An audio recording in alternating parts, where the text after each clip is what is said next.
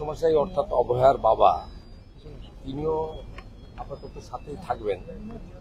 উনিও অল্প বিস্তর আমাদের মতো লাঠি খেয়েছেন, কিন্তু মা শাখাপলা তো ভেঙেইছে, ইনজুরি খুব সিরিয়াস, ভালো ইনজুরি করেছেন, স্ক্যান হয়েছে, এমআরআইও করতে হবে এবং অলরেডি মানে প্রাইমারি যা করা, চ্যানেল করা, সেলাইন দেওয়া, সিটি স্ক্যান করা, লোয়ার অ্যাবডোমেনকে আল্ট্রাসোনোগ্রাফি করা, ফুল ফেজে ডাক্তাররা খুব টেক কেয়ার করে করছেন। সকলেরই একটা ইমোশন অভয়ার বাবা মা বা অভয়ার পরিবারের প্রতি আছে। একটা অরাজনৈতিক আন্দোলন, সেখানে কি এমন ঘটনা ঘটলো, লাঠিচার্জ হলো? এক্ষুনি কি বলবে, অ্যাডমিশন নিল মানে she is not okay, she is serious, তবে জ্ঞান আছে, কথা বলার চেষ্টা করছিলেন, আমি বলিনি, দুটো চোখ থেকে অঝরে জল পড়ছে, সেটা হয়তো মেয়ের বিচার চাইতে গিয়ে মার খাওয়ার জন্য হতে পারে। পেনও আছে, আমার সামনেই ডাক্তারবাবুরা কিছু চেক আপ করছিলেন, দেখলাম উনি মানে ডিসকমফোর্ট ফিল করছেন। মেয়ের জন্য এতদিন আন্দোলন হচ্ছিল, মেয়ের জন্য অভয়ের মাকে আজকে এইভাবে মার খেতে হলো, মাথা ফুলে গেল, এতটা চোট পেলেন তিনি, এটা কি চললো? এটা কিন্তু পুলিশের একটা আসল কথা, বিনীত গোয়েলকে বাঁচাতে চায় মনোজ বার্মা। আমি ওখানে বলেছি, বরাহানন্দন বলেছি, আরো খারাপ কিছু যদি ভাষা থাকে অভিধানে, এটা মনোজ বার্মাদের ক্ষেত্রে, মমতা পুলিশের ক্ষেত্রে অ্যাপ্রোপ্রিয়েট। আরো যদি কিছু ভাষা থাকে, আমি আপনাকে বলছি, এরা এই দুটো উইটনেসকে খতম করতে চেয়েছিল যাতে এই কেসটা ক্লোজ হয়ে যায়, কারণ ওরা খুব ভীত আতঙ্কিত। অভিজিৎ সরকারের কেসে পরেশ পাল, স্বপন সমাদ্দারের পরিণতি দেখে, নারকেলডাঙ্গার ওসি জেলে যাওয়া দেখে ওরা ভাবছেন এর বাবা মা যেভাবে লেগে আছে,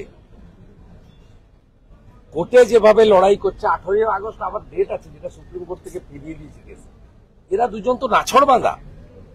অতএব এ তো বিনীত গোয়েল সন্দীপ ঘোষ যাবে, আর বিনীত গোয়েল সন্দীপ ঘোষের মোবাইল ফোন যদি ঠিকঠাক তদন্ত হয়, মমতা ঝাড়গ্রাম থেকে বসে কি করেছে, 14ই আগস্ট আরজিকর অতীন ঘোষকে দিয়ে ভাঙিয়েছে, সেটাও প্রমাণিত হবে, মমতাও জড়াবে। তাই আজকে মমতা পুলিশকে মনোজ বার্মার নেতৃত্বে মানে একেবারে হিংস্র কুকুরের মতো এদেরকে তাদেরকে লেলিয়ে দেওয়া হয়েছে, বাবা মা সহ আন্দোলনকারীদের। আজকে এমন পরিস্থিতি হলো যে লাঠিচার্জ হলো, সাধু সন্তরা আক্রান্ত হলেন, অরাজনৈতিক আন্দোলন ছিল, বাবা মা করেছে তাকে বলুন, আমি লাঠিচার্জ করেছি নাকি? লাঠি খেয়েছি। মানে পরিস্থিতিটা কি হলো?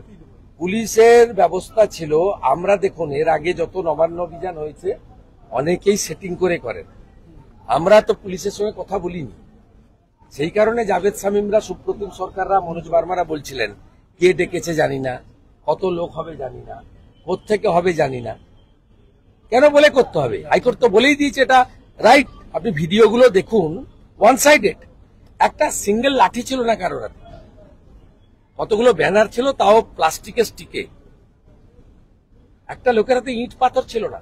আর ওরা ইলেকট্রিক শক লাঠি, স্টিলের লাঠি, বেত, আপনার টিয়ার গ্যাস, রাবার বুলেট, সমস্ত ভাবে সজ্জিত হয়ে হাজারে হাজারে রাজীব কুমারের বাহিনী আর মনোজ বর্মার বাহিনীকে একেবারে ঘিয়ে ভাজা মানে পাগলা কুকুরের মতো লেলিয়ে দেওয়া হয়েছে 30-40 হাজার আন্দোলনকারীর উপরে। সাধু সন্তদের উপরে আক্রমণ করা হলো, করবেই তো, হিন্দু বিরোধী সরকার বলেই তো ওর বাবা ওর মায়ের শাখাপলা ভেঙে দিয়েছে, সরকারটাই তো হিন্দু বিরোধী। এখানে আরো বেশ কয়েকজন জখম হয়ে ভর্তি হয়েছে, 6 জনের মতো আরো জখম হয়ে ভর্তি হয়েছে। এখানে মোট অ্যাডমিটেড হয়েছে এখনো অব্দি 6 জন, তার মধ্যে রেবেকা মোল্লার হাত ভেঙেছে, মাথা স্টিচ হয়েছে, স্ক্যান হচ্ছে, ইন্টারনাল হ্যামারেজ থাকতে পারে। কাঁচড়াপাড়ার একটি প্রতিবাদী ছেলের, বাঁকুড়ার একটা ছেলের গাল কেটেছে, কান কেটেছে, হাত কেটেছে।